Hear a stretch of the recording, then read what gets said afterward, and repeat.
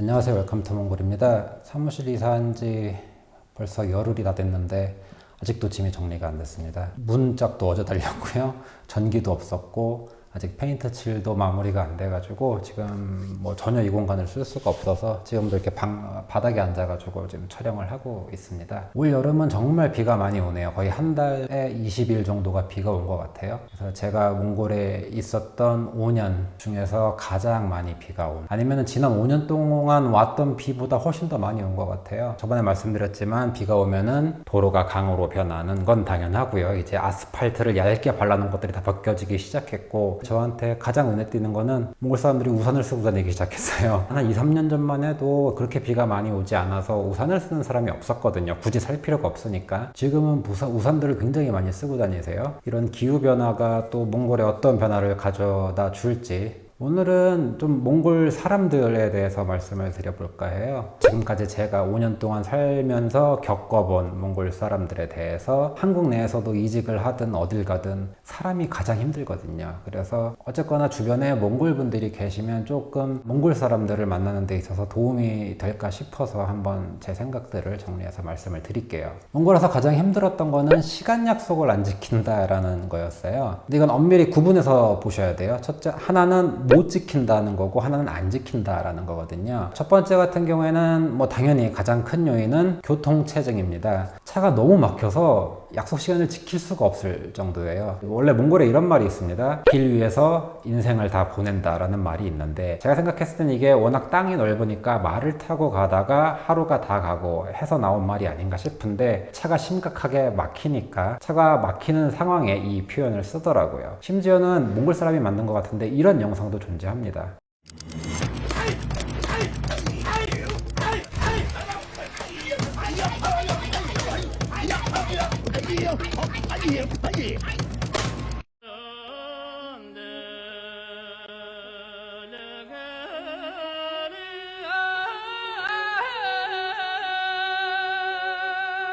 저도 이제 오래 살아서 몇 시쯤 나가면 차가 막히고 20분 걸리는 거리지만 20분 전에 미리 나가고 하면서 최대한 약속 시간에 안 늦게 하려고 노력을 하는 편이거든요. 그런데 이게 예상치 못하게 안 막힐 때도 있고 훨씬 더 막힐 때도 있고 하면 저조차도 뭐 2, 30분 늦는 경우가 허다합니다. 하루에 미팅을 2개, 3개 이상 잡기가 굉장히 힘들어요. 그래서 만약 몽골 분들이랑 약속을 잡았다. 근데 2, 30분 늦는다. 차가 막히려니 하고 그냥 편하게 기다리시면 됩니다. 그래서 약속을 잡으실 때는 앞뒤로 좀 넉넉하게 시간을 두고 잡으셔야지 서로 시간을 덜 낭비하겠죠. 서로 이해를 하시는 게 좋을 것 같습니다. 두 번째 부류는 한국에도 많죠? 시간관념이 없는 사람들입니다. 개인적으로 약속 시간 지키는 걸 굉장히 중요하게 생각하기 때문에 그냥 시간관념이 아예 없다라고 생각하면 저는 아예 만나질 않거든요. 한 번은 이런 일이 있었어요. 친구 생일이라고 20명 정도가 테를지에 가서 파티를 하자고 하더라고요. 저 혼자 외국인이었고요. 아침 11시에 출발할 거니까 어디로 모여 해서 갔어요. 저 혼자 나와 있더라고요. 그래서 20명이 다 모여서 테를지로 출발했던 시간이 오후 4시였습니다.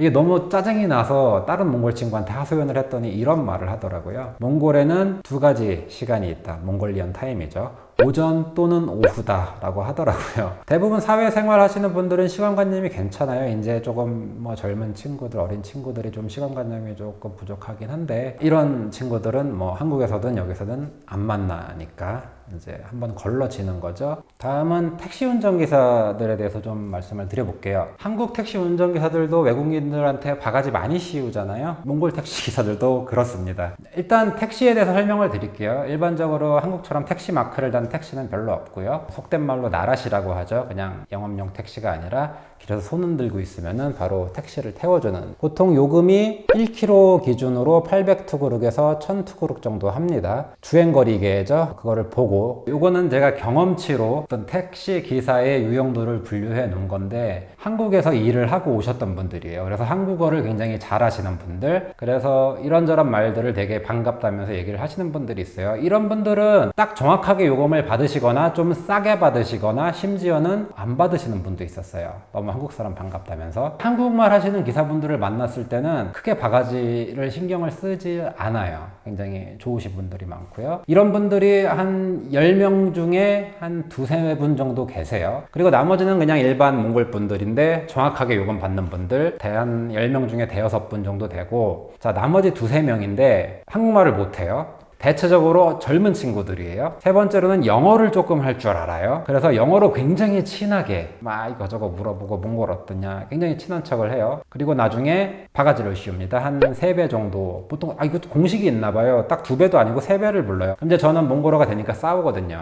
나를 뭘로 보고 나한테 사기를 치려고 해? 라는 그게 이제 발끈하는 거죠. 몇 년째 살고 있었고 여길 맨날 택시 타고 다니는데 무슨 만투르기야 하면서 싸워요. 싸우고 뭐 그래도 막 맞다고 막 이제 웃기죠. 그럼 저는 그냥 더 이상 뭐 따지지 않고요. 3,000투구룩 거리인데 10,000투구룩 불렀으면 그냥 5,000투구룩 주고 내립니다. 그러면 택시기사도 원래 받아야 됐던 것보다 많이 받으니까 뭐 별 말은 없이 그냥 알았다 그냥 하고 가더라고요. 몽골어 안 되시는 분들은 조금 괴로우실 거예요. 그래서 그냥 문제 일으키지 마시고 그냥 그대로 내리시거나, 그래서 조금 어린 친구가 한국말을 못하는데 지나치게 친근하게 굴면은 한번 조심하게 미터기를 체크하시는 게 좋을 것 같습니다.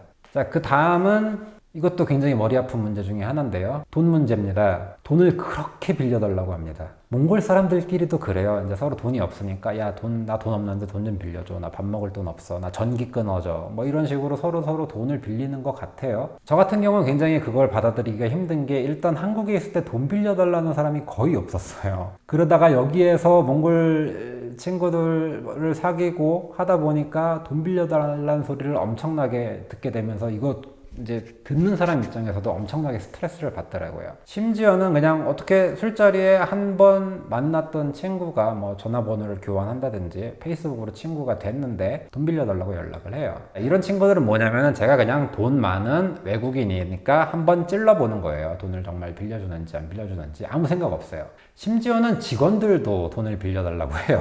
이제 저도 들은 이야기인데 가장 많이 달라고 했던 분이 2년치 월급을 땡겨달라고 했대요.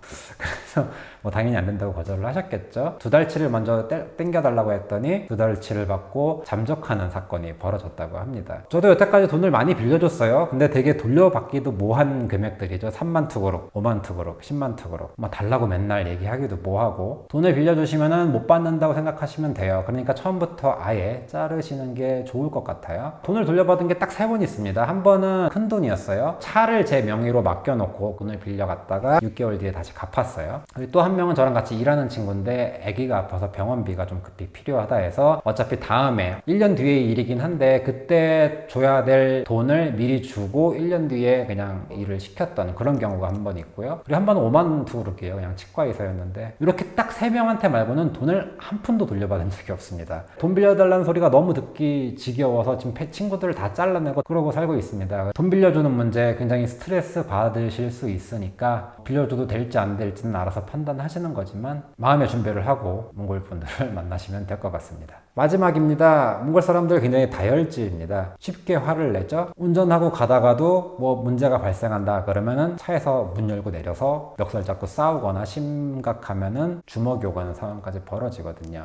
그리고 말도 굉장히 직설적으로 해요. 쉽게 화를 내고 굉장히 막 그런 말들을 내뱉긴 하는데 금방 까먹습니다. 사람이 말다툼을 하고 서로 안 좋은 얘기를 하면은 다음날이고 뭐 며칠이고 이제 뭐 이랬다 막 이렇게 서로 화해를 하고 이럴 때까지 앙금이 조금 남잖아요. 그런데 제가 본 몽골 친구들은 다음날이면 다 까먹더라고요. 자고 일어나면 까먹나 봐요. 아무렇지도 않게 what's up bro 이러면서 아무렇지도 않게 저를 대하는 거예요. 그래서 저는 처음에 굉장히 당황스러웠어요. 어제 나랑 그렇게 말다툼을 하고 안 좋은 얘기를 했는데 오히려 제가 막 되게 쫌스러워지는 기분이 든다고 할까? 그래서 처음에 그 부분도 적응하는데 조금 시간이 걸렸는데 나름 굉장히 쿨한 자세인 것 같아요. 좋게 말하면 쿨한 거죠. 저도 나쁘진 않은 것 같아요. 바꿔서 생각하면 저도 똑같이 화를 내고 못된 말을 했어도 다음날이면 아무렇지도 않게 그냥 뭐 이렇게 해도 된다는 소리거든요. 이게 되게 어색하긴 한데 좋으면서도 조금 뭐 하여튼 좀 되게 애매한 그런 부분들이에요. 진짜로 좀 심각한 문제일 경우에는 뒤끝 장렬하는 분도 많으니까 일상적인 일상적인 말싸움이나 일에서의 조금 다툼 같은 것들은 금방 까먹으시더라고요. 그런 부분은 되게 좋은 것 같아요. 그래서 제가 말씀드린 것들 별거 아닌 것 같지만 굉장히 적응하는데 힘이 들었거든요. 이해하려고 노력도 했고. 그래서 지금은 뭐 그냥 그러려니 하고 지냅니다. 그냥 돈 빌려달라 그러면은 몰라 없어 무시하고 말고. 이제 사실 그런 친구들도 거의 없어요. 제가 약속 안 지키는 친구, 돈 맨날 빌려달라고 하는 친구, 돈 빌려가서 안 갚는 친구, 뭐 이런 친구들 다 잘라내고 지금은 뭐 좋은 몽골 친구들만 있는 상태라서 몽골 사람들 만나실 때 이런 점들 생각하셔서 그렇구나 하고 이해할 부분은 이해하고 화내야 될 때는 화도 내시고 몽골 사람들과 지내시면 좋을 것 같습니다.